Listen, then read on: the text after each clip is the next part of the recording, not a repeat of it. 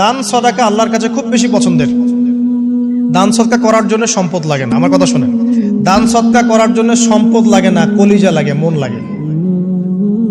বহু বড় বড় মানুষ আছে দান সদকা করতে পারে না, কোটিপতি, যাকাত দেয় না, আছে না? আর বহু গরিব মানুষ ভ্যান চালায়, কৃষিকাজ করে, দেখবেন 100 টাকা দান করে দিল। মন থাকতে হয়, মন, কলিজা বড় থাকতে হয়। তো যাদের কলিজা বড়, মন বড়, তারা দান সদকা করতে পারবে ইনশাআল্লাহ। আর যার মন বড়, সেখানেই তো আল্লাহ নূর আসবে। সংক্ষিপ্ত মনে কি, সংকীর্ণ মন আল্লাহ নূর কোত্থেকে আসবে? কথা বুঝতে পারে নাই? তো দান সদকা বাড়ান। আপনি 1 টাকা দান করেন, 5 টাকা দান করেন, হালাল রিজিক থেকে 1 টাকা দান করেন, সেটা আল্লাহর কাছে অনেক বেশি পছন্দের। একটা হাদিসে নবী সাল্লাল্লাহু আলাইহি ওয়াসাল্লাম বলেছেন, হালাল উপার্জন থেকে আল্লাহর বান্দারা যখন একটা খেজুরও দান করে, আল্লাহ পাক সেই একটা খেজুরকে আস্তে আস্তে বড় করতে থাকেন, বড় করতে থাকেন, বড় করতে থাকেন। এটা এক পর্যায়ে পাহাড়ের সমান হয়ে যায়।